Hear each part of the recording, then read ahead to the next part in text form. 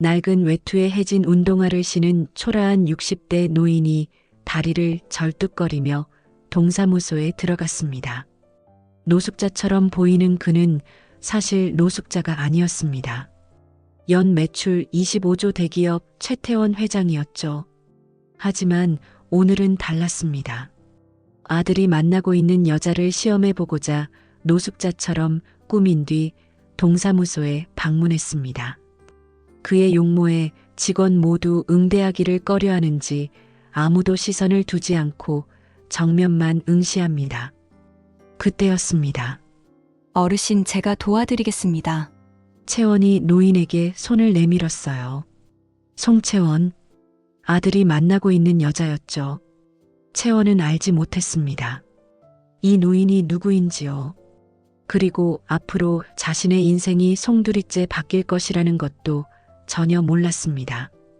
사연 시작 전에 구독, 좋아요 부탁드립니다. 여러분들의 소중한 클릭 한 번이 제 하루를 행복하게 만들어준답니다. 서울 한남동 유엔빌리지 고급스러운 주택 정원. 아침 햇살이 은은하게 스며들지만 2월의 공기는 차디찼습니다. 누군가 정원을 천천히 거닐고 있었습니다. 단정한 정장 차림에 반짝이는 구두, 온화한 표정 속 카리스마가 숨어있는 그는 65 최태준 회장입니다. 연 25조 매출을 기록하고 있는 식품업계 회장이었죠. 평생을 성공과 체면으로 살아온 사람입니다. 태준이 걸어가는 정원 오른편에는 오래 묵은 소나무들이 가지런히 서 있었고 굽어진 줄기마다 세월이 새겨놓은 주름이 고요한 위엄을 드러내고 있었습니다. 소나무 가지들이 바람을 타고 잔잔히 흔들리고 오래된 석등들 위로는 하얀 서리가 얇게 내려앉아 있었습니다. 태준은 소나무 가지를 어루만졌습니다. 무표정이었지만 어딘가 모르게 태준의 표정 속에는 어둠이 웅크리고 있었습니다. 집문이 열리며 아들 민재가 모습을 드러냈습니다. 구두를 정리하고 나오는 35의 민재는 집안에서 말수가 적었고 감정 기복도 거의 없는 편이었습니다. 제대한 이후 26살부터 태준의 회사의 말단 직원으로 입사해 지금까지 회사 생활을 이어나가고 있습니다. 본인 힘으로 승진을 하고 싶다던 민재는 태준의 도움 없이 팀장으로 승진했습니다. 현재는 해외 신사업 전략팀에서 팀장을 맡고 있습니다. 아직까지도 민재의 동료들은 민재가 태준의 아들인 것을 모르고 있습니다. 민재는 태준의 말을 한 번도 거역하지 않고 묵묵히 본인의 일을 해온 아들이었죠. 나무를 어루만지던 태준은 고개만 살짝 돌려 아들의 얼굴을 바라보았습니다. 아버지 지난 해외 수출 프로젝트 보고서입니다. 대문 계단에서 내려온 민주는 태준에게 보고서를 건넸습니다. 5조 규모 수출 프로젝트 대성공, 500억 규모 추가 계약 체결. 태준의 회사는 5년 전부터 해외에 식품을 수출하며 매출이 눈에 띄게 증가했습니다. 민재가 맡은 프로젝트였죠. 태준은 보고서를 한번 훑어보고 하늘을 올려다보았습니다. 민재의 표정은 오늘따라 유난히 굳어 있었습니다. 긴장이라도 한 듯 어깨가 조금 굽어 있고 손끝이 미세하게 떨리고 있는 것이 눈에 띄었습니다. 태준은 민재의 미세한 변화를 금세 눈치챘습니다. 할 말이 있는가 본데 말해보아라. 이른 아침부터 무슨 일이냐? 태준의 목소리는 낮고 무거웠습니다. 순간 민재는 천천히 숨을 들이켰습니다. 그러곤 바싹 마른 입술을 한번 깨물었습니다. 결혼을 하려고 합니다. 순간 태준의 눈빛이 날카롭게 빛났습니다. 방금까지 고요했던 정원 공기가 단번에 뚝 끊어진 듯 했습니다. 태준은 그제야 민재를 똑바로 쳐다보았습니다. 상대는 누구냐? 태준의 짧은 말 한마디가 아주 묵직하고 길게 흘러나왔습니다. 입술에 미세하게 힘이 들어가며 주름 사이를 타고 굳어가는 표정이 선명해졌습니다. 송채원 씨예요. 나이는 30살이고 행정팀에서 일하는 구급 공무원입니다. 3년 만났습니다. 태준의 눈동자가 한번 크게 흔들리고 금세 날카롭게 좁혀졌습니다. 잠시 정적이 이어졌습니다. 정원에는 참새가 지저귀는 소리만이 울렸습니다. 민재는 숨을 고르고 조심스럽게 말을 덧붙였습니다. 부모님이 3살 때 사고사로 일찍 돌아가셨습니다. 고아원 출신입니다. 그 말이 떨어지는 순간 태준의 몸이 아주 미세하게 휘청거렸습니다. 묘한 현기증이 스쳐 지나갔습니다. 태준은 눈을 감았고 미간이 살짝 좁혀졌습니다. 그리곤 아주 천천히 눈을 뜨며 꾹 눌러 담은 저음의 목소리로 한 톤 낮추어 물었습니다. 방금 뭐라고 했느냐? 고아원 출신입니다. 하지만 심성이 아주 착한 사람입니다. 됐다. 태준의 짧은 말 한마디에 민재는 더 이상 말할 수 없었습니다. 민재는 침을 삼켰습니다. 그때였습니다. 대문을 살짝 열고 김 비서가 말했습니다. 회장님, 8시 30분입니다. 9시 30분 구청장 미팅이 예정되어 있습니다. 곧 미팅 장소로 이동하셔야 합니다. 알겠네. 태준은 하늘을 올려다보았습니다. 서늘한 공기가 내려앉았고 옆에 서 있던 민재의 코끝이 차가워졌습니다. 안 된다. 아버지, 안 된다고 했다. 우리 집안에 그런 출신의 사람을 며느리로 들일 수는 없다. 태준은 마치 대답을 미리 생각해 놓은 사람처럼 일정한 톤으로 대답했습니다. 그의 단호함 뒤에는 감춰지지 않은 두려움이 희미하게 흔들리고 있었습니다. 그 두려움은 30년 전 기억 속에서 올라온 것이었습니다. 그러나 그는 그 과거의 기억을 꺼내고 싶지 않은 듯 무표정으로 일관했습니다. 민재는 무릎 옆 손을 꽉 움켜쥐었습니다. 너는 모른다. 출신이라는 것이 어떤 결과를 가져오는지, 사람이 어디서 태어났는지는 그 사람의 인생을 지배한다. 민재의 표정이 살짝 일그러졌습니다. 민재는 태준이 단순히 반대하는 것이 아니라는 걸 알고 있었습니다. 그 안에 억눌린 상처가 있다는 걸 누구보다 잘 알고 있었죠. 아버지, 어머니 때문입니까? 태준의 손등에 굵은 혈관이 도드라졌습니다. 눈썹이 살짝 일그러졌습니다. 탁탁탁 보고서 종이를 내려쳤습니다. 마치 그 단어를 듣는 순간 오랫동안 숨겨두었던 무언가가 들쳐 올라온 듯 했습니다. 이만 간다. 황태준이 대문을 닫고 나갔습니다. 순간 정원 밖에서 새들이 푸드덕 날아올랐습니다. 닫힌 문을 보고 민재가 고개를 떨어뜨립니다. 그리곤 크게 한숨을 푹 내쉬었습니다. 곧이어 대문 밖으로 차가 출발하는 소리가 들려왔습니다. 뒷자리에 탄 태준은 패드에 빼곡하게 적혀있는 일정을 바라보았습니다. 오전 9시 30분 구청장 미팅, 오전 11시 50분 점심 회동, 오후 2시 임원진 회의, 오후 4시 야간 라운딩. 일정을 살펴본 태준은 그제야 차 시트에 몸을 기대었습니다. 온열 시트가 따뜻하게 틀어져 있었지만 태준의 몸은 차가웠습니다. 숨을 한번 깊게 들이마시고 창문 밖을 바라봅니다. 김 비서는 오늘따라 유난히 표정이 심각한 태준을 백미러로 몰래 살펴보았습니다. 내일 오전 일정은 없지? 네 회장님, 올해도 비워두었습니다. 우회전으로 부드럽게 코너를 돌며 김 비서가 대답했습니다. 태준은 목걸이를 한번 어루만졌습니다. 그 목걸이는 25년 전 은정이 태준에게 남긴 유품입니다. 태준의 기억이 30년 전으로 거슬러 올라갑니다. 저녁 신고를 마친 25살 청년 태준의 표정은 순수하고 밝았습니다. 서울역에서 내려 기차역을 빠져나가는 길, 군복을 입은 태준의 걸음은 위풍당당했습니다. 그때였습니다. 살려주세요. 계단을 내려가고 있는데 저 밑에서 한 노인이 거품을 물고 쓰러졌습니다. 태준이 황급히 계단을 내려갔습니다. 그때 옆에서 어떤 20대 여성이 뛰어와 노인의 거품을 닦아내고 머리를 젖힌 뒤 기도를 확보한 후 곧바로 심폐소생술을 했습니다.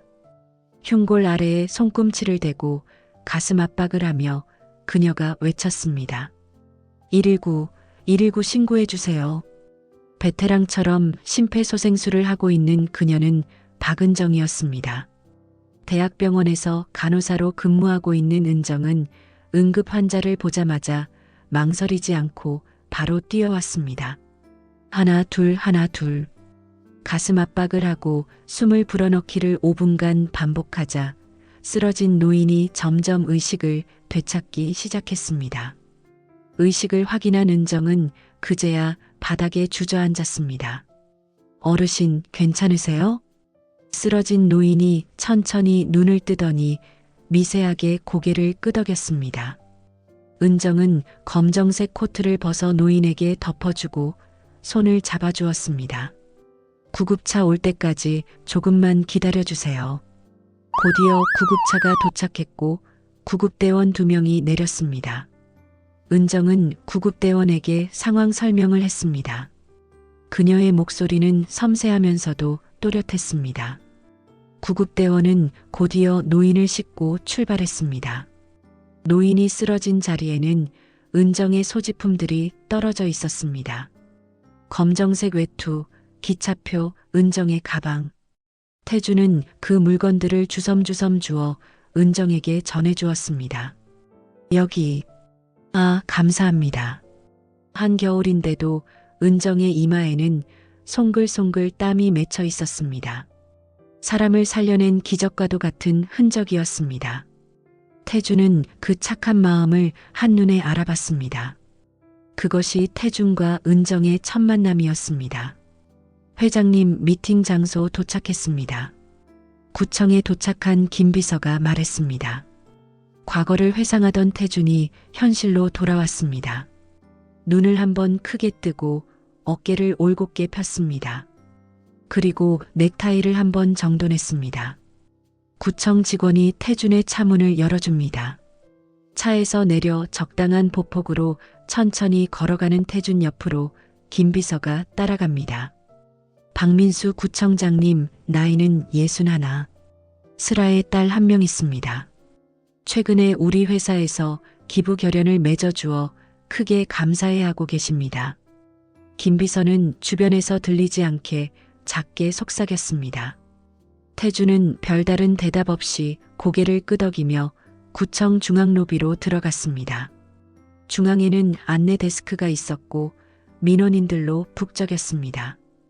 직원의 안내에 따라 좌측으로 걸어가니 엘리베이터가 보입니다. 미리 직원이 잡아둔 엘리베이터를 태준과 김 비서가 함께 탔습니다. 회장님 8층 회의실로 안내드리겠습니다. 직원이 허리를 180도 숙이며 인사하며 말했습니다. 올라가는 엘리베이터 밖으로는 시내 풍경이 한눈에 들어왔습니다. 바삐 움직이는 차들, 높은 고층 빌딩. 엘리베이터는 금세 8층으로 도착했습니다. 엘리베이터에서 내리니 구청장이 마중 나와 있었습니다. 회장님 방문해 주셔서 감사합니다. 구청장 옆에는 한 남자 직원이 있었습니다.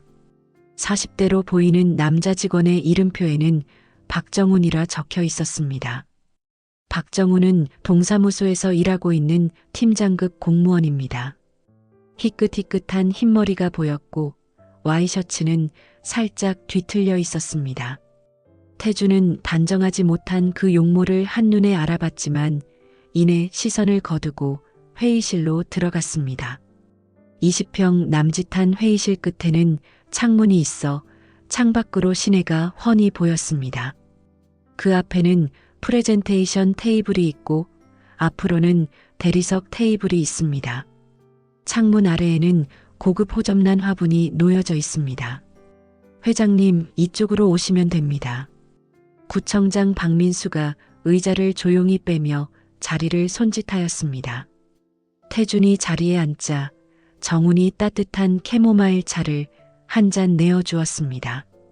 모락모락 김이 올라오는 캐모마일의 향긋한 향은 금세 회의실에 퍼져나갔습니다. 잠시 정적이 맴돌았으나 이내 구청장이 이어 말했습니다. 연간 600억 규모로 기부를 맺어주신 분은 회장님이 처음이십니다. 정말 감사드립니다. 기부식품들을 어떻게 운영할 건지 간략하게 말씀드리겠습니다. 이 실장 들어오지. 이어서 이 실장이라는 30대 여직원이 들어왔고 20분간 프레젠테이션을 진행했습니다. 여직원은 떨리는 목소리로 발표를 이어나갔습니다. 그 목소리가 살짝 거슬렸지만 태주는 발표 내용에 집중하려 애썼습니다. 중간중간 궁금한 게 있을 때마다 태주는 직설적으로 물었습니다. 독거노인 대상은 몇 명인지, 유효기간 지난 음식에 대한 관리는 누가, 총괄 책임자는 누굽니까? 여직원은 쭈뼛쭈뼛 땀을 흘리며 대답을 이어나갔습니다. 막히는 부분이 있을 때는 구청장이 옆에서 대답을 대신 해주기도 했습니다. 김이 모락모락 나던 캐모마일은 식은 지 오래입니다. 1시간이라는 시간이 훌쩍 지나 있었습니다. 미팅이 끝나고 태주는 고개를 끄덕였습니다. 실무는 우리 비서랑 소통을 해주시고 독거노인들을 위해 노력해 주시면 감사드리겠습니다. 이내 태주는 의자에서 일어나 구청장과 악수를 했습니다. 태준의 차가운 손에 구청장은 흠칫 놀랬지만 이내 표정을 거두고 감사합니다 인사를 거듭했습니다. 태준의 손은 묵직하면서도 거칠었습니다. 태준과 김 비서는 엘리베이터를 타고 내려가 중앙 로비를 거쳐 출구로 빠져나갔습니다. 차를 타려는 순간 오른쪽에서 강아지가 낑낑거리는 소리가 들려왔습니다. 배고팠지? 얼른 먹어. 하얀색 블라우스에 발목까지 내려오는 단정한 스커트를 입은 한 여성이 쪼그리고 앉아 새끼 강아지에게 닭가슴살을 뜯어주고 있었습니다. 태주는 그 목소리가 들려왔지만 쳐다보지 않고 차에 올라탔습니다. 그때였습니다. 송채원 씨, 내가 강아지 밥 주지 말랬지. 구청에서 이렇게 하면 다들 안 좋게 봐. 민원 들어오면 어쩌려고 그래. 송채원. 이름을 들은 태준의 눈썹이 살짝 올라갔습니다. 오전에 아들이 결혼하고 싶다고 말한 여자와 이름이 똑같았기 때문이죠. 태준은 창문을 살짝 내리며 말했습니다. 김 비서 3분 뒤에 출발하지.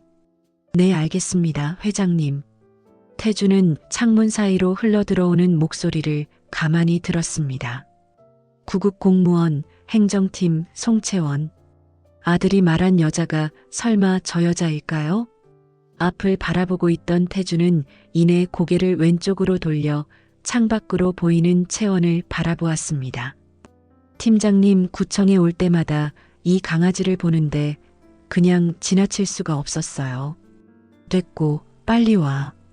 구청장님이랑 점심 식사 약속되어 있으니까 얼른 이동하자고. 이것만 마저 주고 갈게요. 채원은 다시 쪼그려 앉아 닭가슴살을 뜯어주었습니다. 강아지는 며칠 굶은 것처럼 채원이 뜯어주는 닭가슴살을 허겁지겁 먹었습니다. 어휴, 빨리 안 와? 채원이 강아지의 머리를 쓰다듬어 주자 강아지는 고맙다고 인사라도 하듯 채원의 손을 핥았습니다.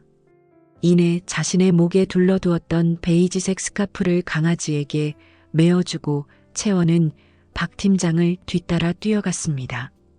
태주는 채원의 뒷모습이 사라질 때까지 그 뒷모습을 끝까지 지켜보았습니다.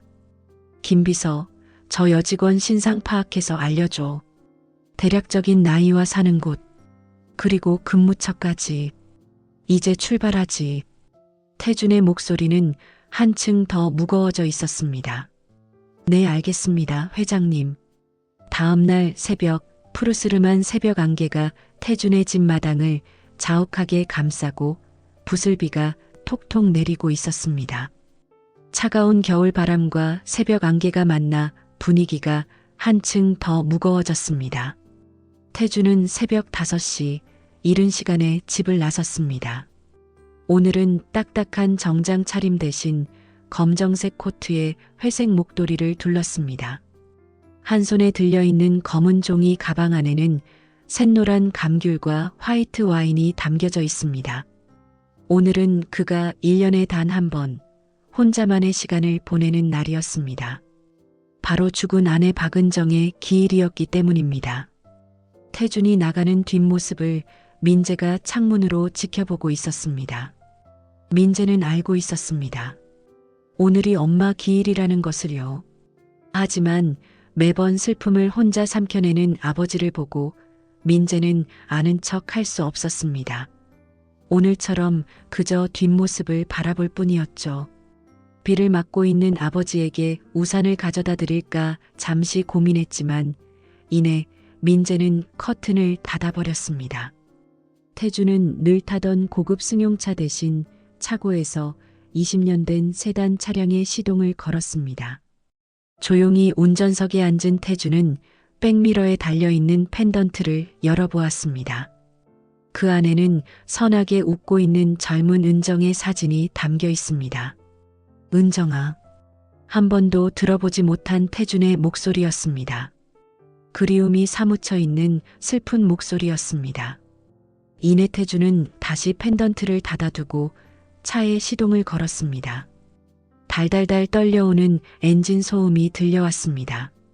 한남동의 대저택을 빠져나온 태준은 서울 외곽에 위치한 추모공원으로 향했습니다. 어두컴컴한 새벽길, 태준의 표정은 차분했습니다. 하지만 그것은 가면이었죠. 이렇게 슬픔을 가리고 차분해지기까지 수십 년의 세월이 걸렸습니다. 고요한 차 안, 평소 추위를 잘 타지 않는 태준은 히터를 틀었습니다. 생전에 추위를 많이 타던 죽은 아내 은정이를 위해서일까요? 툭, 툭. 차 핸들을 손가락으로 툭툭 치는 소리가 들려왔습니다. 1시간쯤 지나자 추모공원에 도착했습니다. 비가 그친 뒤 스며드는 아침 햇살은 희미하지만 따뜻했습니다. 차에서 내린 태주는 추모공원 입구로 걸어갔습니다. 시골길 양옆으로 늘어선 가로수의 잎사귀 사이로 빛이 부드럽게 스며들었고 바람에 흔들리는 잎사귀들이 속삭이듯 스치고 지나갔습니다. 태주는 조용히 바람을 느끼며 걸어갔습니다. 마음 한켠에는 여전히 아내의 그림자가 짙게 남아 있었습니다. 은정이는 부모에게 버림받은 고아였습니다. 하지만 은정은 부모님이 어릴 적 돌아가신 줄로만 알고 있었습니다. 그렇게만 알고 세상을 떠났죠. 은정이의 장례식 날 낯선 부부가 찾아왔습니다. 은정이의 친부모였죠. 태주는 그제야 알았습니다. 부모님이 돌아가셨던 게 아니라 은정이를 버렸다는 것을요. 그렇지만 태주는 다행이라 생각했습니다. 마음씨 착한 은정이가 이 사실을 알았다면 상처를 받았을 게 뻔했기 때문입니다. 은정이의 남은 유산이 조금이라도 있냐고 물어보는 그들의 손에 태주는 1,000만 원을 쥐어드리고 다시는 찾아오지 말라고 말씀드렸습니다. 그날의 기억이 스쳐 지나간 태주는 씁쓸한 표정을 지었습니다. 공원 입구에 들어서자 이른 아침이라 한적했습니다. 길가에는 겨울꽃들이 얼어붙은 듯 고요하게 피어 있었고 잔디 위에는 이슬방울이 은은하게 빛나고 있었습니다. 태주는 한 걸음 한 걸음이 조심스러웠고 공원 안의 정적이 오히려 그의 마음을 더 무겁게 만들었습니다. 착한 은정이의 눈에는 항상 순수함과 강인함이 있었습니다. 태준과 은정이 집안의 반대를 무릅쓰고 결혼을 결심한 날, 그리고 사랑했지만 결국 혈액암으로 세상을 떠난 날, 그 기억은 지금도 태준의 가슴 깊이 새겨져 있습니다. 나를 만나지 않았더라면 너가 더 행복했을까? 묘비 앞에 선 태준이 나직이 말했습니다. 그의 목소리는 여태껏 들어볼 수 없는 슬픔에 잠긴 목소리였습니다. 흰 대리석 위에 은정의 이름이 새겨져 있었습니다. 은정이는 혈액암 판정을 받은 이후로도 병원을 떠날 수 없다며 환자들을 보살폈습니다. 자신이 환자인데도 말이죠. 점점 야위어가는 모습에 태주는 제발 그만하라며 애원했지만 그녀를 누구도 말릴 순 없었습니다. 태준의 집에서는 저런 여자랑 결혼해서 내 삶이 다 망가진 거라며 태준과 은정을 질책했습니다. 은정이 죽은 이후 태준은 가족과 인연을 끊고 아들과 자신의 삶에만 몰두했습니다. 그렇게 2년 후 설립한 회사가 바로 지금 회사입니다. 은정아. 태준의 목소리가 바람 속으로 스며들었습니다. 고요한 공원에는 오직 바람소리와 나무에서 툭툭 떨어지는 물방울 소리뿐이었습니다. 태준은 묘비 앞에 잠시 앉아 그녀가 좋아했던 감귤을 꺼내 들었습니다. 그리고 들고 온 와인잔에 생전에 그녀가 즐겨 마시던 화이트 와인 한 잔을 따랐습니다. 태준의 눈에서 눈물이 살짝 흘러나왔습니다. 눈물을 닦으려 손을 올리는 순간 태준의 손목 시계와 목걸이가 부딪혀 금속 소리가 작게 울려 퍼졌습니다. 마치 은정이 자신에게 속삭이는 듯한 기분을 느꼈습니다. 그때였습니다. 김비서에게 전화가 왔습니다. 회장님, 어제 그 직원 신상 파악했습니다. 이름은 송채원, 나이 30살. 구급 공무원이고 제2동 사무소에서 근무하고 있다고 합니다. 사는 곳은 은평구이고 반지하 빌라에서 거주 중으로 파악되었습니다. 어릴 때부터 보육원에서. 알겠네. 그만 말하지. 태주는 깊은 숨을 내쉬고 머리를 숙여 묘비를 쓰다듬었습니다. 그의 마음속에서 요동치던 상처와 그리움이 어느 정도 진정이 되는 듯 했습니다. 눈가가 촉촉이 젖어 있었지만 얼굴에는 단호한 결심이 묻어 있었습니다. 송채원, 내가 직접 알아봐야겠어.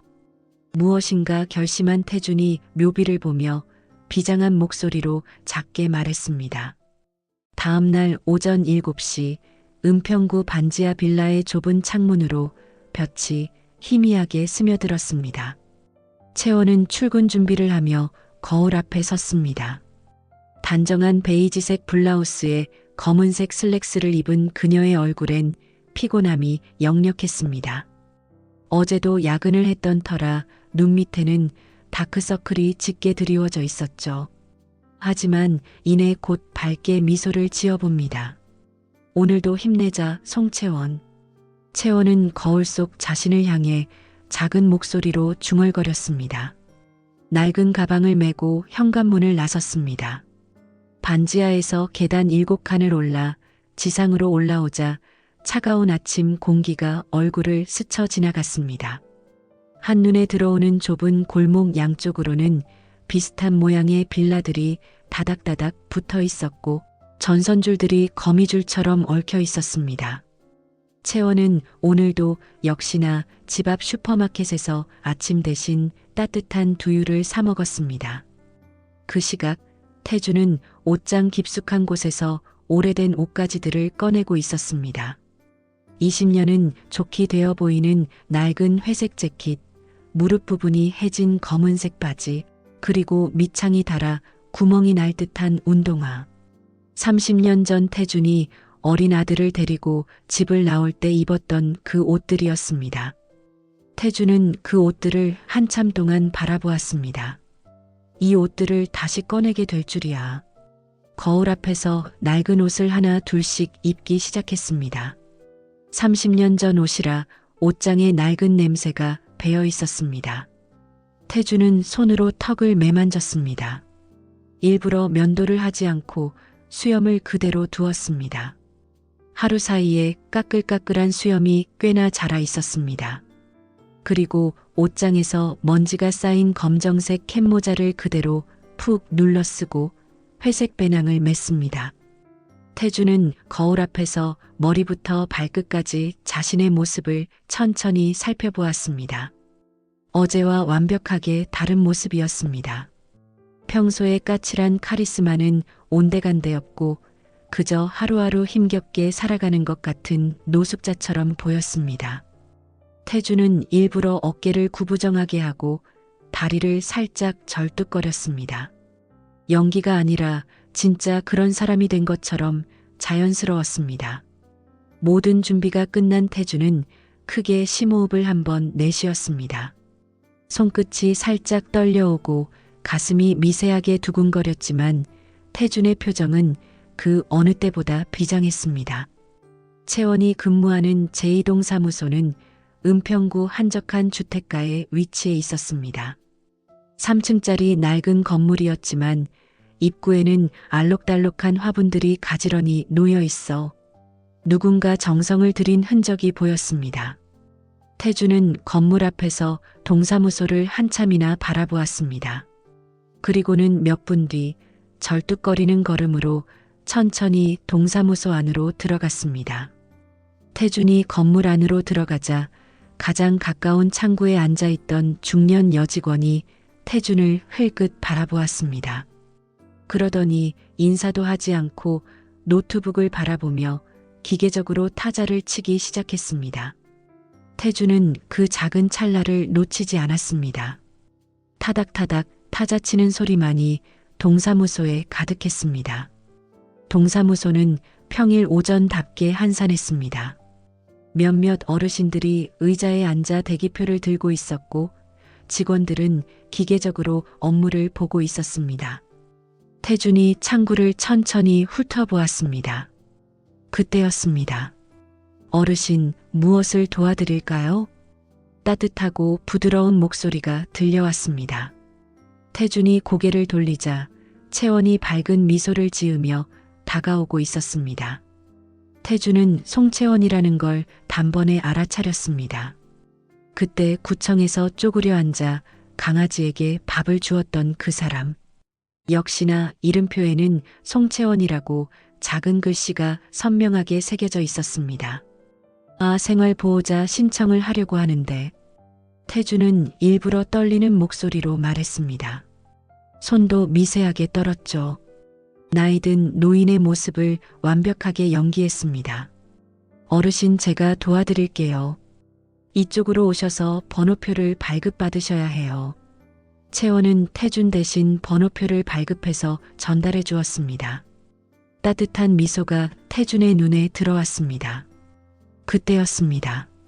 송채원 씨, 또 뭐 하는 거야? 창구 밖으로 나오지 말랬지. 날카로운 목소리가 동사무소에 울려 퍼졌습니다. 며칠 전 구청에서 만났던 박 팀장이었습니다. 용모가 단정하지 못하고 구청장만 졸졸 따라다녔던 그를 태준은 잊을 수 없었습니다.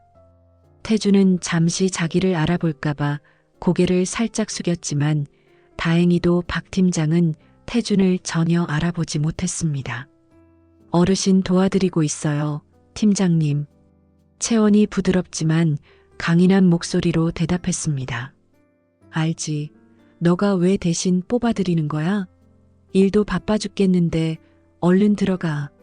박 팀장의 언성이 높아졌습니다. 주변 어르신들이 슬금슬금 쳐다보기 시작했습니다. 박 팀장이 태준을 아래 위로 훑어보았습니다. 그 시선에는 무시와 경멸이 담겨 있었습니다. 태준은 고개를 숙였습니다.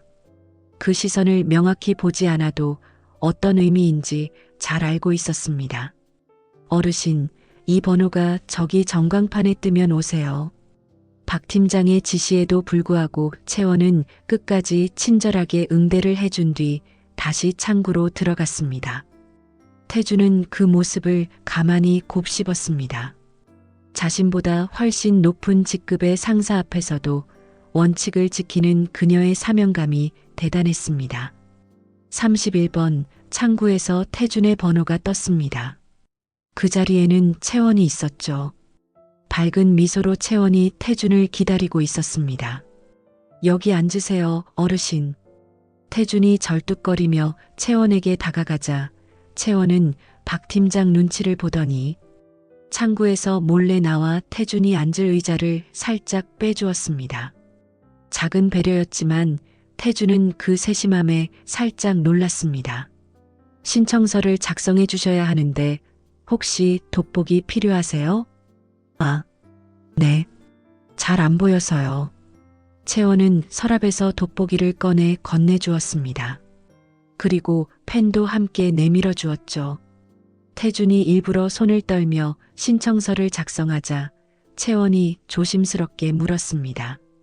어르신, 제가 대신 작성해 드릴까요? 필요한 정보만 말씀해 주시면 돼요. 태준은 고개를 천천히 들어 채원을 바라보았습니다. 그녀의 눈에는 거짓 없는 선함이 역력했습니다. 순수한 선의만이 담겨 있다는 걸 태준은 단번에 알 수 있었죠. 그래도 되나요? 미안해서. 전혀 미안해하실 거 없어요. 이게 제 일인걸요. 채원이 환하게 웃으며 말했습니다. 그 미소가 어찌나 맑던지 태준은 잠시 말을 잇지 못했습니다. 죄송해요, 어르신. 아까는 시끄러웠죠? 자, 이제 성함부터 말씀해 주세요. 채원이 능숙하게 서류를 작성하는 동안 태준은 그녀의 얼굴을 자세히 관찰했습니다. 집중할 때 살짝 찌푸려지는 미간, 그리고 입가에 항상 머무는 은은한 미소. 은정이를 닮았어. 태준은 마음속으로 생각했습니다. 하지만 곧 고개를 저었죠. 닮은 것만으로도 사람을 판단할 수 없었습니다. 어르신, 신청은 다 됐어요. 대기자들이 많아서 본격적인 심사는 한 달 뒤부터 진행될 거예요. 채원이 생활보호자 신청 접수증을 건네주었습니다. 그때 태준이 일부러 접수증을 떨어뜨렸습니다. 바닥에 찰랑하고 떨어지는 접수증, 태준이 몸을 굽혀주우려 하자 채원이 재빨리 나와 접수증을 주어주었습니다. 그녀가 밝게 웃으며 태준의 손에 접수증을 얹어주었습니다. 채원의 손끝은 차가웠지만 따뜻한 마음이 느껴졌습니다. 그래, 오늘은 이만하면 됐어. 이제 가야겠다. 태준이 채원을 바라보며 속으로 생각했습니다. 태준이 동사무소를 나서려는데 채원이 뒤따라 나왔습니다. 어르신, 잠깐만요. 채원이 주머니에서 무언가를 꺼냈습니다. 핫팩이었습니다. 손이 차가우시던데 집 가실 때 따뜻하게 핫팩 들고 가세요. 그리고 이거. 채원이 종이 한 장을 건넸습니다. 매주 토요일 점심 무료 급식을 운영하고 있어요. 동사무소 옆 사거리에서 하는 건데 오셔서 꼭 드세요. 종이에는 무료 급식 운영이라고 큰 글씨로 적혀 있었고 시간과 위치가 상세하게 나와 있었습니다. 태준은 떨리는 손으로 핫팩과 종이를 받았습니다. 그리고 채원의 눈을 똑바로 바라보았습니다. 그 눈에는 아무런 계산도 거짓도 없었습니다. 조심해서 가세요. 채원이 손을 흔들며 다시 건물 안으로 들어갔습니다. 태준은 그 뒷모습을 한참 동안 바라보았습니다. 골목길을 걸어 나오고 동사무소가 안 보일 때쯤 태준은 굽었던 허리를 펴고 절뚝거렸던 걸음을 다시 똑바로 걷기 시작했습니다. 그리고 손에 든 핫팩을 내려다보았습니다. 작지만 온기가 가득한 핫팩, 마치 채원의 따뜻한 마음 같았습니다. 차가 주차된 곳으로 걸어가는 동안 태준의 머릿속에는 채원의 모습이 계속 맴돌았습니다. 상사에게 대들면서까지 자신을 도와주려 했던 그 용기, 본인 손도 차가우면서 핫팩을 건네주는 따뜻한 마음, 그리고 무료 급식소 안내를 직접 해주는 친절함까지. 하지만 여전히 마음 한구석에는 의구심이 남아 있었습니다. 고아원 출신이라는 사실이 마음에 걸렸죠. 물론 체면 문제도 있었습니다. 하지만 태준의 저 마음속 깊은 곳에서 두려움이 꿈틀거렸습니다. 죽은 아내 은정처럼 아픔을 겪을까봐, 그 아픔이 민재에게까지 전해질까봐, 자신과 똑같은 아픔을 겪을까봐 태준은 무서웠습니다. 차량에 올라탄 태준은 동사무소 앞을 지나가며 건물을 다시 한번 바라보았습니다. 채원이 나와 꽃에 물을 주고 있었습니다.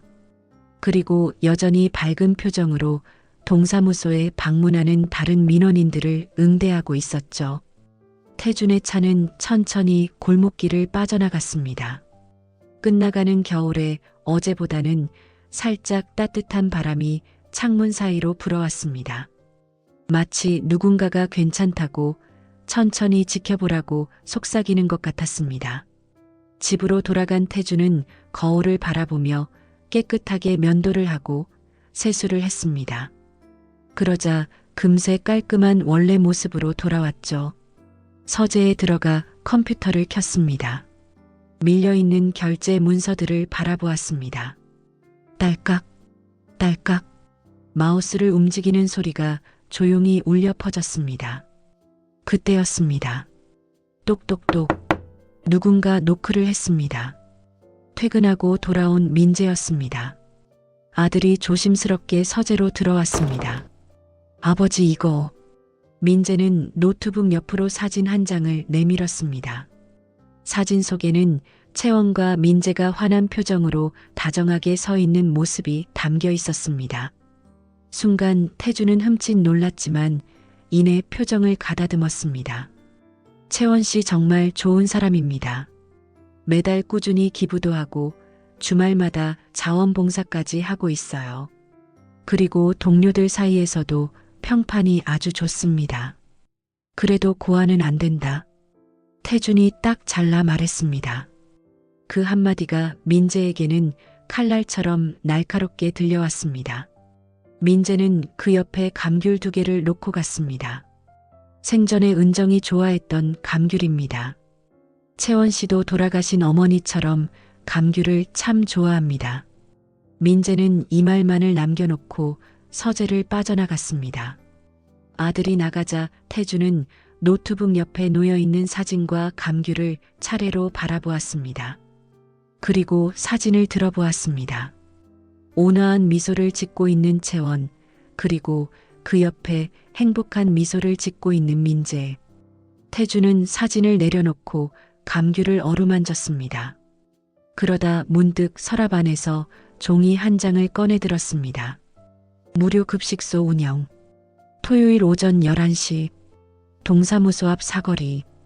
이 무료 급식소는 태준의 회사에서 기부하는 식품들로 운영이 되어집니다. 며칠 전 구청장이 프레젠테이션을 하고 있던 그 내용이었죠. 태준이 책상을 쿵, 쿵, 쿵 두드리며 생각에 잠겼습니다. 서재 안에는 고요한 정적만이 맴돌았습니다. 3일 뒤 토요일 오전 9시 무료 급식소 운영까지 2시간이 남았습니다. 태준은 한 번 더 채원을 시험해 보기 위해 옷장에서 다시 허름한 복장을 하나 둘씩 꺼내 입었습니다. 오늘도 역시나 면도를 하지 않고 샤워를 하지 않았습니다. 검은 모자를 푹 눌러 쓰고 구멍난 운동화를 신었습니다.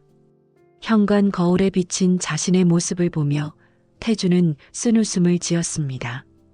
오늘은 현관에 있던 나무 지팡이도 하나 챙겼습니다. 3월 봄꽃 대신 때 아닌 봄눈이 내리는 날이었습니다. 이런 추운 날에 봉사를 하다니. 태준은 서둘러 동사무소로 이동했습니다. 인근 주차장에 주차를 하고 차에서 내렸습니다. 태준은 주변을 한번 둘러보았습니다. 아무도 태준을 보는 사람은 없었습니다. 태준의 어깨 위로 눈이 소복이 쌓여갔습니다. 태준은 이내 허리를 굽혀 지팡이를 짚고 절뚝거리며 동사무소까지 걸어갔습니다.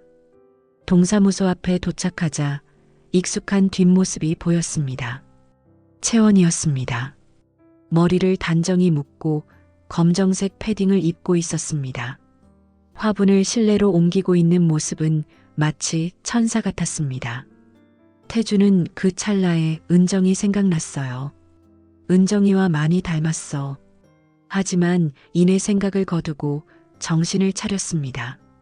안 돼, 냉정해져야 해. 그러곤 태준은 일부러 배를 움켜쥐며 힘겹게 동사무소로 걸어 들어갔습니다. 어르신, 안녕하세요. 지난번에 오셨던 분이시죠? 채원이 반갑게 태준을 맞이해 주었습니다. 1시간 뒤에 저기 골목 앞에서 무료 급식소 시작하니 꼭 오세요. 제가 많이 드릴게요. 태준은 대답 대신 고개를 살짝 끄덕이고 동사무소 안으로 절뚝거리며 들어갔습니다. 동사무소는 평일보다 사람이 더 북적거렸습니다. 의자에 앉아 있는 어르신들은 모두 무료 급식 시간만을 기다리고 있었습니다. 태준도 그 자리에 함께 앉았습니다. 꼬르륵 태준의 배에서 소리가 났습니다. 앞으로 걸어가던 채원은 그 소리를 눈치챘는지 서랍에서 무언가 꺼내왔습니다.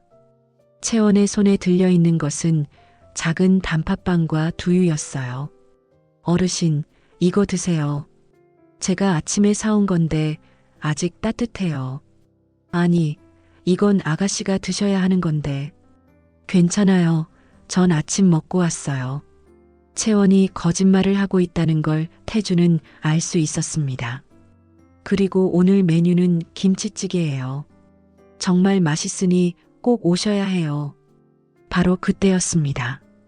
송채원, 오전 10시 지각한 박 팀장은 뻔뻔스럽게 소리를 지르며 동사무소로 들어왔습니다. 날카로운 박 팀장의 목소리가 동사무소에 울려 퍼졌습니다. 차디찬 날씨에 그의 뺨은 빨갛게 상기되어 있었고 손에는 서류 뭉치가 들려 있었습니다. 네, 팀장님. 너 오늘 무료 급식 담당이지? 네, 맞습니다. 오늘은 취소야. 구청장님 긴급 회의가 잡혔는데 사람 우글거리면 보기 안 좋잖아. 순간 사무실이 조용해졌습니다. 무거운 정적이었습니다. 모든 직원들의 시선이 박 팀장을 향해 쏠렸습니다. 채원의 얼굴에서는 처음으로 미소가 사라졌습니다. 팀장님, 그건 어렵습니다. 이미 어르신들께 약속을 드렸고 지금도 많이 와 계시잖아요. 200명이 넘는 분들이 오실 예정이고 음식도 다 준비되어 있습니다. 박 팀장의 미간이 찌푸려졌습니다. 그러곤 서류를 책상에 탁 내려두었습니다. 지금 내 말을 안 듣겠다는 거야? 죄송하지만 그렇게는 못하겠습니다. 채원의 목소리는 미세하게 떨려왔지만 단호했습니다. 두 손을 꽉 쥐고 있는 게 태준의 눈에 들어왔죠. 그럼 찾아온 어르신들께서 굶으셔야 하는데 그럴 수 없어요. 그리고 음식도 벌써 다 준비했습니다. 준비한 음식은 폐기하면 되지. 그 말을 들은 태준의 얼굴이 일그러졌습니다. 이내 곧 표정을 들키지 않기 위해 고개를 숙였습니다. 독거노인들을 위해 자신의 회사 식자재를 무료로 기부해 주었는데 폐기라니요. 그때였습니다. 박 팀장에게 구청장으로부터 전화가 걸려왔습니다. 그럼 송채원 너 혼자 다 해.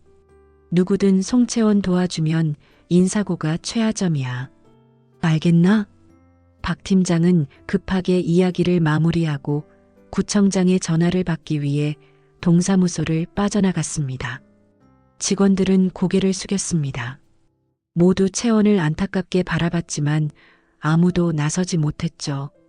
200인분의 음식을 혼자 다 배분한다는 거는 불가능에 가까웠습니다.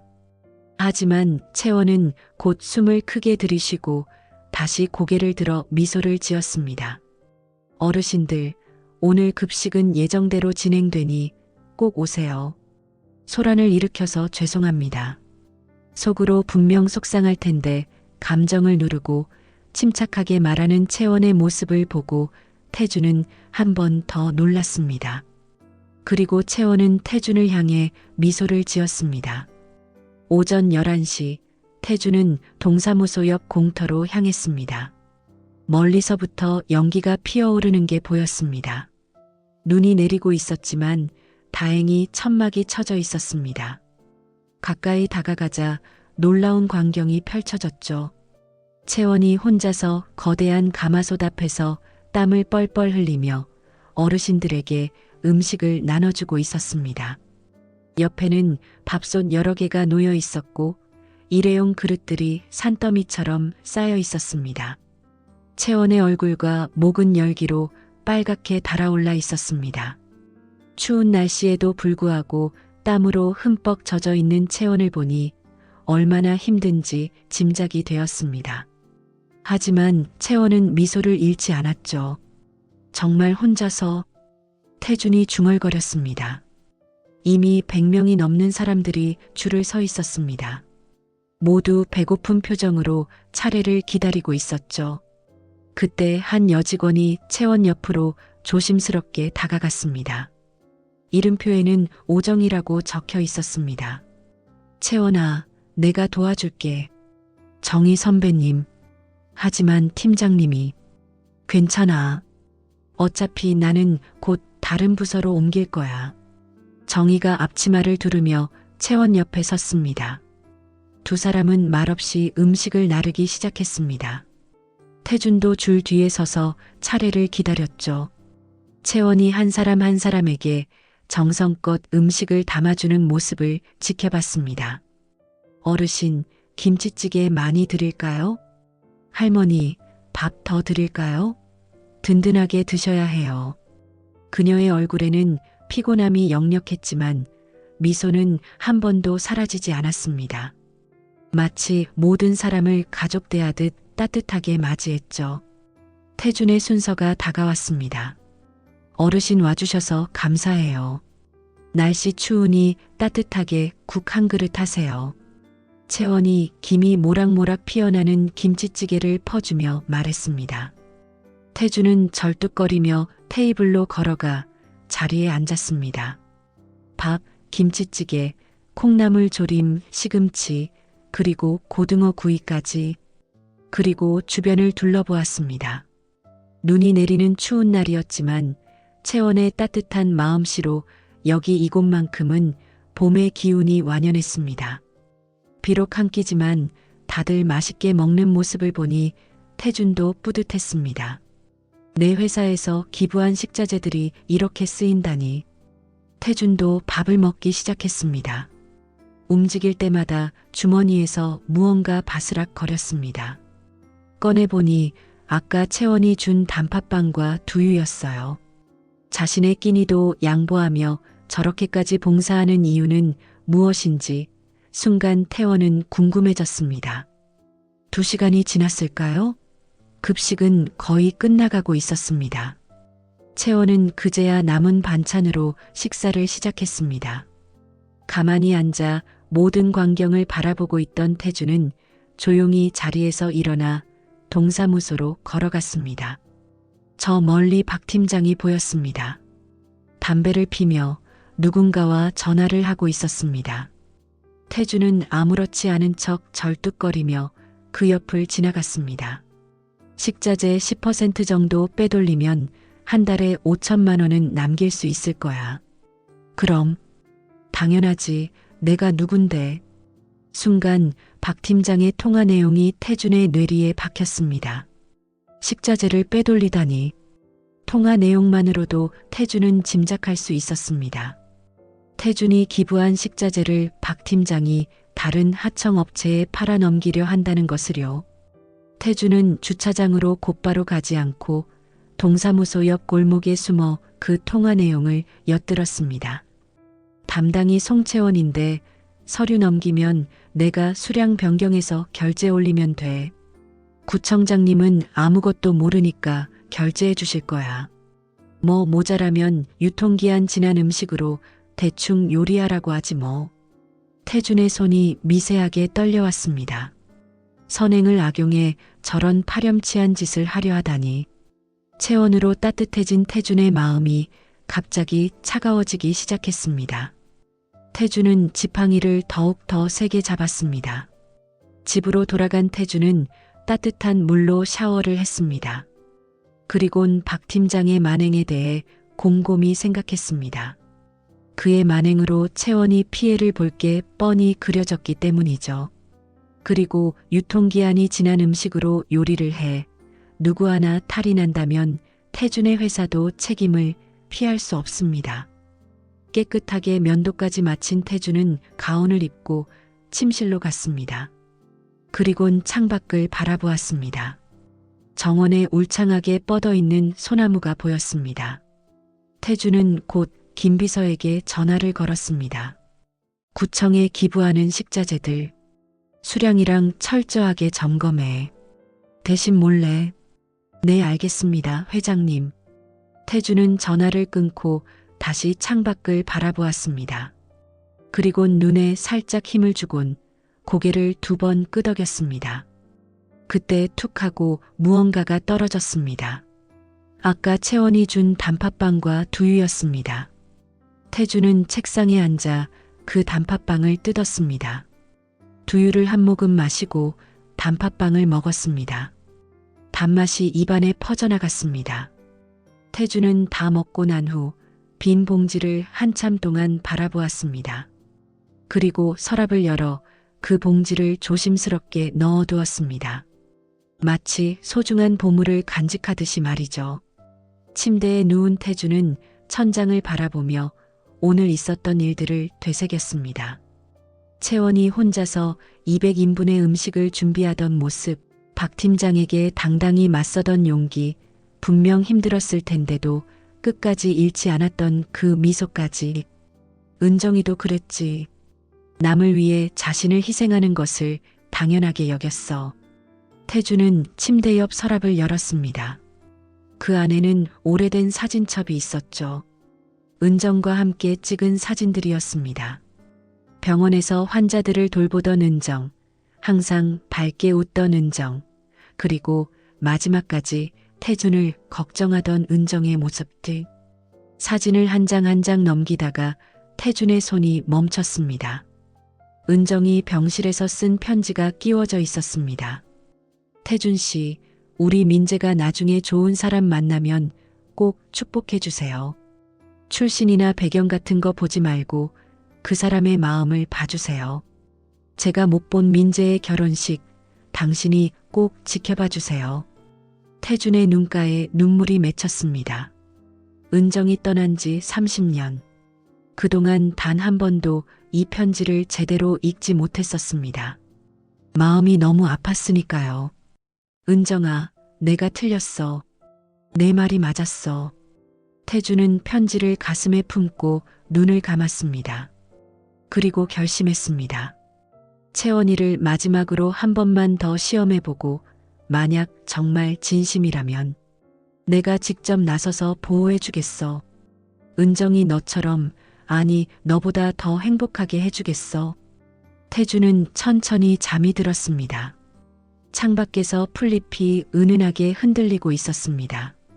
마치 은정이 잘했어요 라고 속삭이듯 부드럽고 따뜻한 흔들림이었습니다. 일주일이 지난 월요일 오전 10시 태주는 또다시 낡은 옷을 입고 동사무소로 향했습니다. 이번이 마지막 방문이 될 거라는 생각에 묘한 긴장감으로 태주는 살짝 경직된 표정이었습니다. 봄비가 부슬부슬 내리고 있었고 찢어진 우산 사이로 빗물이 조금씩 새어 들어왔습니다. 태주는 일부러 우산을 접고 비를 맞으며 걸었습니다. 머리카락이 젖어 이마에 달라붙었고 낡은 재킷은 축축하게 무거워졌습니다. 동사무소 입구에 도착한 태주는 잠시 멈춰 섰습니다. 유리문 너머로 채원의 모습이 보였습니다. 오늘도 역시 창구에서 밝은 미소로 민원인을 응대하고 있었죠. 그녀의 책상 위에는 작은 화분이 놓여 있었고 연두색 새싹이 돋아나 있었습니다. 어르신, 오셨네요. 태준이 문을 열고 들어서자마자 채원이 환하게 인사했습니다. 마치 오랜 친구를 만난 것처럼 반가운 표정이었죠. 비를 맞으셨네요. 잠깐만요. 채원이 서랍에서 수건을 꺼내 태준에게 건넸습니다. 하얀 수건에서는 은은한 세제 향이 났습니다. 깨끗하게 빨아둔 수건이었죠. 이걸로 닦으세요. 감기 걸리시면 안 돼요. 태준이 떨리는 손으로 수건을 받았습니다. 따뜻한 마음씨가 수건을 통해 전해지는 듯 했습니다. 지난주에 신청하신 생활보호 대상자 심사건으로 오셨죠? 채원이 컴퓨터를 확인하며 물었습니다. 손가락이 키보드 위를 빠르게 움직였고 화면에는 복잡한 서류들이 떠올랐습니다. 아, 다음 주 수요일에 심사 예정이세요. 제가 최대한 빨리 진행될 수 있도록 담당자님께 말씀드렸어요. 채원은 서랍에서 팸플릿 몇 개를 꺼냈습니다. 알록달록한 색깔의 안내문들이었죠. 그리고 어르신이 심사 받으실 수 있는 지원 사항이 더 있어요.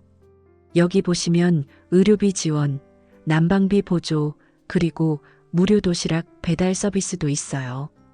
채원은 하나하나 손가락으로 짚어가며 진심을 다해 설명했습니다. 글씨가 작은 부분은 돋보기를 꺼내 보여주기도 했죠. 그녀의 설명은 너무나 상세하고 친절해서 태주는 잠시 자신이 정말 도움이 필요한 노인이 된 것 같은 착각이 들었습니다. 특히 이 의료비 지원은 꼭 신청하세요. 한 달에 30만 원까지 지원이 가능하시고 병원비 부담이 확 줄어들 거예요. 채원의 눈빛은 진심으로 걱정하는 눈빛이었습니다. 마치 자신의 할아버지를 대하듯 정성스러웠죠. 바로 그때였습니다. 박 팀장이 채원의 책상 위로 서류를 툭 내려두었습니다.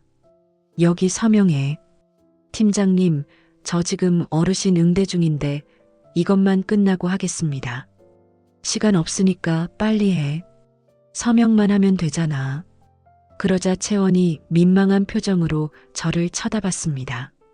어르신 죄송합니다. 잠시만요. 태주는 괜찮다며 고개를 끄덕였어요. 창구 너머로 보이는 서류 파일에는 식자재 재고 관리장이라고 크게 적혀 있었습니다. 서류를 검토하는 채원은 종이를 넘기며 고개를 갸우뚱거렸습니다.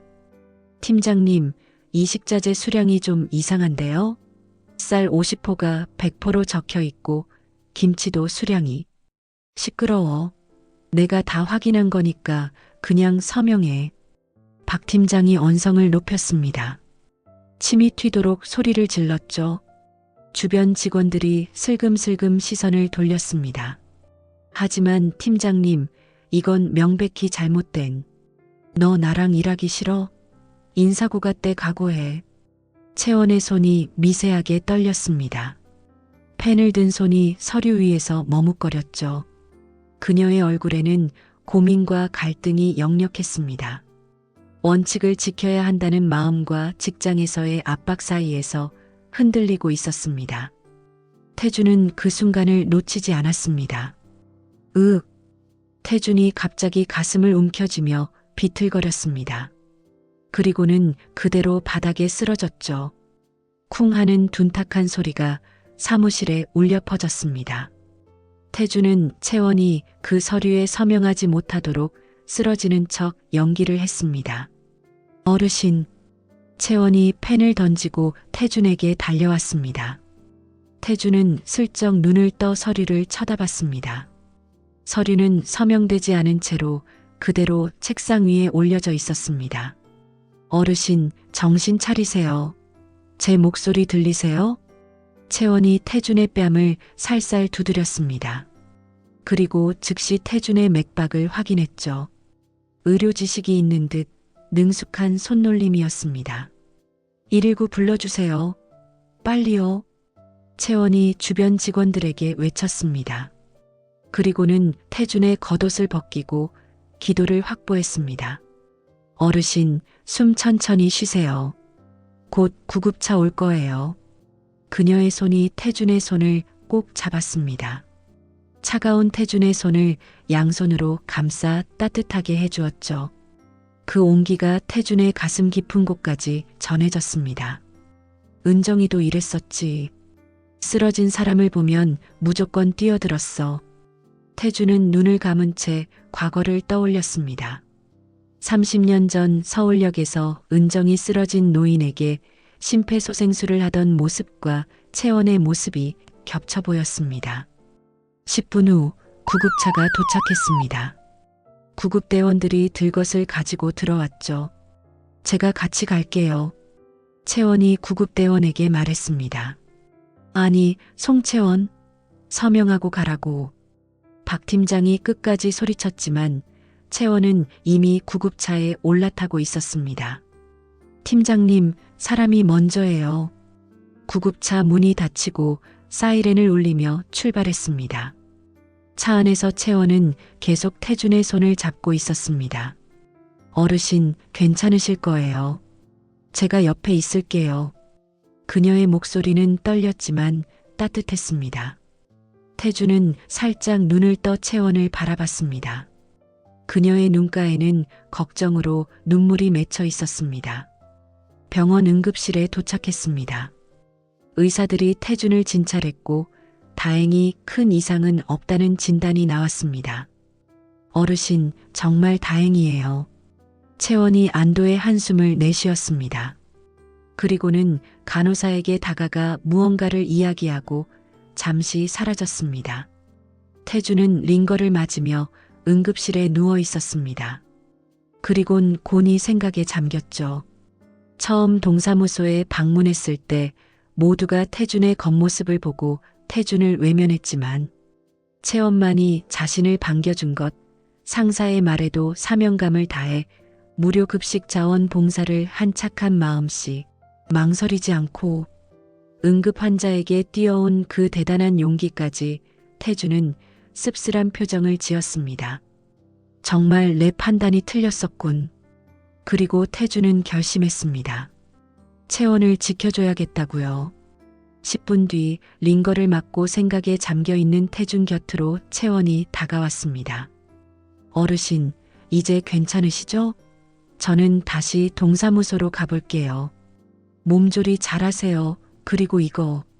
채원은 연락처가 적혀있는 쪽지를 태준에게 건넸습니다. 제 연락처예요. 언제든지 문제가 생기시면 제게 전화 주세요. 그때 태준이 채원의 팔목을 붙잡았습니다. 돌아가게 되거든 그 서류에 절대 서명하지 마시오. 서류요? 태준의 말을 들은 채원은 고개를 갸우뚱했습니다. 그걸 어르신께서 어떻게 보시고. 내 말 들으시오. 곧 모든 진실을 알게 될 거요. 채원의 표정은 여전히 아리송했지만 무언가 모를 감정에 고개를 살짝 끄덕였어요. 이내 곧 병원을 빠져나갔습니다. 채원이 병원에서 완전히 빠져나가자 태준은 주머니에 있던 휴대폰을 꺼내 김비서에게 곧장 전화를 걸었습니다. 김비서, 집 옆 응급실이니 지금 잠시 오게. 김비서는 10분도 지나지 않아 바로 응급실에 도착했습니다. 숨을 헐떡이는 김비서의 모습이 보이자 태준은 손짓했습니다. 아니 회장님, 이게 다. 머리부터 발끝까지 허름한 옷에 수염도 덥수룩한 태준의 모습을 본 김비서는 꽤나 충격인 표정이었습니다. 식자재 기부권 알아봤나? 네, 잠시만요. 김비서는 이내 놀란 표정을 거두고 가방에서 서류를 꺼냈습니다. 회장님 말씀 주신 대로 이상한 부분이 한두 개가 아닙니다. 납품 수량과 실사용 수량이 맞지 않는 건 물론 2달 전부터 세금 계산서가 이상하게 끊기고 있어서 확인해 보니 누군가 하청업체에 물건을 빼돌리고 있는 것 같습니다. 잘 확인하지 못해 다시 한번 죄송합니다, 회장님. 태준은 자리에서 일어나 옷의 먼지를 탁탁 털어냈습니다. 구청장에게 보냈나? 네, 회장님. 말씀 주신 대로 보냈습니다. 그리고 지금 구청장님 동사무소로 가고 있다고 합니다. 책임자를 직접 문책하러요. 얼른 병원비 계산하고 가지. 회장님, 아까 어떤 여자 직원이 계산하고 갔다고 합니다. 김비서가 꾸깃한 영수증을 내밀었습니다. 52만 원, 결코 적지 않은 금액이 적혀 있었습니다. 구급 공무원 월급을 생각하면 큰 돈이었죠. 영수증을 받아본 태준은 결심했습니다. 때가 왔구나. 지금 당장 동사무소로 이동해야겠다고요. 일단 집으로 가지. 집으로 도착한 태준은 샤워를 마치고 정장으로 갈아입었습니다. 생전에 은정이 선물해준 넥타이를 메고 거울을 바라보았어요. 그리고 어깨를 쫙 펴고 대문을 나섰습니다. 오후 6시 반, 동사무소. 업무가 끝난 시각이었지만 동사무소의 불은 환하게 켜져 있었습니다. 이게 무슨 짓이야? 식자재를 빼돌리다니 어느 누가 빨리 설명해. 구청장의 분노에 찬 목소리가 동사무소 밖으로 울려 퍼졌습니다. 동사무소 앞에 도착한 태준이 손을 들자 따라오던 김비서가 걸음을 멈췄습니다. 태준은 문 앞으로 몰래 걸어가 대화를 엿들었죠. 박 팀장은 고개를 푹 숙이고 있고 얼굴이 하얗게 질려 있었습니다. 횡령의 내역이 빼곡하게 적혀진 서류를 내밀자 박 팀장은 할 말이 없었죠. 그때였습니다. 박 팀장이 갑자기 채원을 가리켰습니다. 구청장님, 이건 송채원이 한 짓입니다. 제가 믿고 맡겼는데 이 직원이. 뭐라고요? 채원이 경멸의 눈빛으로 박 팀장을 바라보았습니다. 주변의 직원들은 아무 말도 하지 못한 채 멍하니 그 장면을 바라보고 있었습니다. 여기 서명 보십시오, 구청장님. 송채원이 서명한 서류입니다. 구청장이 서류를 살펴보았습니다. 아까 채원이 서명하려다가 만 그 서류였죠. 그런데 놀랍게도 채원의 서명이 되어 있었습니다. 저는 서명한 적 없어요. 어르신이 쓰러지셔서. 채원의 목소리가 떨려왔습니다. 금방이라도 억울함에 눈물이 떨어질 것 같았습니다. 거짓말하지 마. 내가 서명했잖아. 바로 그때였습니다. 거짓말은 지금 당신이 하고 있지. 낮고 위험 있는 목소리가 울려 퍼졌습니다. 모두가 돌아봤습니다. 입구에 태준이 서 있었습니다. 2시간 전까지만 해도 초라한 노인의 모습이었지만 지금 태준은 고급 정장을 입고 꼿꼿한 자세로 허리를 펴고 있었습니다. 지팡이도 필요 없었습니다. 옆에는 김비서가 서류 가방을 들고 서 있었습니다. 최태준 회장님? 구청장이 놀라서 말을 더듬거렸습니다. 뉴스에서 본 최태준 회장님 아니야? 여기는 어쩐 일이시지? 주변 직원들이 쑥덕거리기 시작했어요. 아무도 태준이 아까 그 쓰러진 노인이라고 상상도 하지 못했습니다. 제가 모든 걸 지켜봤습니다. 송채원 직원은 서명하지 않았어요. 아까 노인 한 명이 쓰러졌을 때 펜을 놓고 응급실로 갔으니까요. 태준은 이내 곧 박 팀장을 날카롭게 바라보며 지목했습니다. 그리고 당신이 식자재를 빼돌린 것도 유통기한 지난 음식을 사용하라고 지시한 것도 다 알고 있어. 그건 김비서가 앞으로 나와 서류를 구청장에게 건넸습니다. CCTV 영상과 녹취록입니다. 박 팀장의 모든 비리가 담겨 있습니다. 구청장의 얼굴이 분노로 일그러졌습니다. 구청장님, 제가 믿고 식자재 기부에 서명을 했는데 어떻게 된 일이죠? 태준이 분노를 사기며 물었습니다. 죄송합니다. 회장님 책임을 꼭 지겠습니다. 됐습니다. 박 팀장이라는 분, 송채원 양에게 사과하시죠. 박 팀장이 무릎을 꿇었습니다. 모든 게 끝났다는 걸 알았죠. 죄송합니다. 채원 씨 죄송합니다. 태준이 채원에게 다가갔습니다. 채원은 아직도 충격에서 벗어나지 못한 표정으로 뒷걸음질 쳤습니다. 송채원 씨, 회장님? 고생 많았어요. 그리고 태준은 채원에게 명함을 건넸습니다. 채원은 떨리는 손으로 태준의 명함을 받았습니다. 회장 최태준, 블랙 명함이었어요. 최태준이 대기업 임원급들에게만 나누어주는 최고급 명함이었습니다. 태준은 확신했습니다. 이 여성이라면 민재를 행복하게 해줄 수 있을 거라고. 은정이 자신에게 그랬듯이 채원도 민재에게 빛이 되어줄 거라고요. 언젠가 한번 또 보지요. 태준이 낮은 목소리로 말했습니다. 봄비가 그쳤습니다. 창밖으로 무지개가 떴습니다. 마치 새로운 시작을 축복하듯 아름답게 빛나고 있었습니다. 채원은 멍한 표정으로 버스 맨 뒷자리에 앉아 창밖을 바라보고 있었습니다. 오늘 하루 동안 핥히고 지나간 수많은 일들이 채원의 머릿속을 헤집고 다녔습니다. 억울함과 안도감, 상처와 희망이 뒤엉켜 심장은 계속 불규칙하게 뛰었습니다. 그때 채원은 태준의 명함을 꺼내 어루만졌습니다. 최태준 회장. 채원은 나지막이 속삭였습니다. 집 근처에 버스가 도착했고 채원은 버스에서 내렸습니다. 그 앞에는 민재가 서 있었습니다. 민재 씨가 여긴. 놀랐죠? 아버지가 채원 씨 내일 집으로 꼭 데려오라고 하셨어요. 미리 말 못해서 미안해요.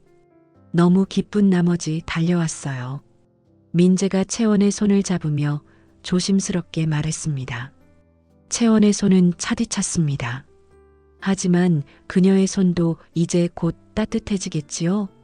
태준의 마음이 채원 덕분에 따뜻해진 것처럼요. 다음 날 오후 태준의 집 정원에 봄 햇살이 가득했습니다. 참새들이 지저귀는 소리가 들려왔습니다. 아버님께 처음 인사드리는 거라 떨리고 긴장되네요. 민재의 차 안에서 창밖을 바라보며 채원이 말했습니다. 저희 아버지가 채원 씨 분명 좋아하실 거예요. 민재는 채원의 손을 따뜻하게 잡아주었습니다. 잠시 후 민재의 차는 웅장한 저택 앞에 멈춰섰습니다. 채원은 심호흡을 하고 그 집으로 들어갔습니다. 마치 세상과 다른 곳처럼 따뜻한 불빛이 채원을 감쌌습니다. 집 안에 발을 들여놓는 순간 태준이 채원을 뒤돌아 바라보았습니다. 채원은 그대로 굳어버렸습니다. 희끗한 머리카락, 주름진 손등, 고든 자세의 최태준 회장. 태준은 마치 오랜 죄를 속죄하듯 조용히 서서 그녀를 기다리고 있었습니다. 태준의 눈빛은 달라져 있었습니다. 얼음장 같던 눈빛이 지금은 바람에 젖은 낙엽처럼 흔들리고 있었습니다. 미안함이 깊게 스며 있었습니다. 반가워요. 회장님이 여긴 왜? 채원 씨, 저희 아버지예요. 미리 말 못해서 미안해요. 일단 집으로 들어가죠. 태준이 인자한 미소로 채원을 집 안으로 안내해 주었습니다. 그때 채원은 태준이 차고 있는 목걸이를 보았어요. 분명 동사무소에 방문한 노숙자가 하고 있던 목걸이와 똑같은 목걸이였어요. 채원의 동공은 흔들렸습니다. 소파에 앉은 태준과 민재, 그리고 채원. 그 정적을 깨고 태준이 서랍에서 봉투를 꺼냈습니다. 병원비 대신 내줘서 고마웠어요. 회장님, 혹시 설마. 맞아요. 채원 씨가 친절하게 맞이해 주었던 그 노숙자. 저 맞습니다. 속이려던 건 아니었는데 마음 상했다면 미안해요. 채원이 손을 떨며 말을 잇지 못했습니다. 노숙자? 그게 다 무슨 말이에요, 아버지? 민재가 두 사람을 쳐다보며 묻자 태준과 채원은 서로를 바라보며 희미하게 웃었습니다. 제 아내도 생전에 감귤을 참 좋아했어요. 어릴 때 제 아내가 고아원에서 자라면서 매일 먹던 게 감귤이었는데 그때 기억이 참 따뜻했나 봐요. 태원은 목에 걸어두었던 은빛 목걸이를 벗어서 채원의 손에 쥐어주었습니다. 은빛 목걸이는 오래된 기도처럼 은은하게 빛이 났습니다. 출신이 중요한 게 아니라는 걸 무엇보다 저는 잘 알고 있습니다. 하지만 제 아들이 저와 같은 아픔을 겪을까봐 두려웠어요. 그런데 이렇게 착하고 심성이 고운 사람이 제 아들에게 와주었다니 하늘에서 제 아내가 보내준 선물이라 생각하고 있습니다. 그 순간 채원의 두 눈에 맺혀 있던 눈물이 조용히 넘쳐 흘렀습니다. 그 눈물은 지금 이 자리에서 떠나간 이와 남겨진 이의 상처를 조금씩 봉합해주고 있었습니다. 민재는 채원의 떨리는 손등을 감싸쥐었습니다. 태준은 깊게 고개를 숙였습니다. 굳어있던 어깨가 아주 천천히 한겨울 얼음이 녹듯 낮아졌습니다. 채원의 손에 놓인 목걸이는 오랜 상처와 오해를 조용히 품어안는 용서의 증표였습니다. 그리고 아주 작은 희망이 세 사람의 가슴 속에 새순처럼 피어나고 있었습니다. 오늘의 이야기는 어떠셨나요? 마음에 울림이 있으셨다면 구독과 좋아요로 마음을 표현해 주세요. 더욱 따뜻하고 감동적인 사연으로 보답해 드리겠습니다. 오늘도 편안한 하루 되세요. 감사합니다.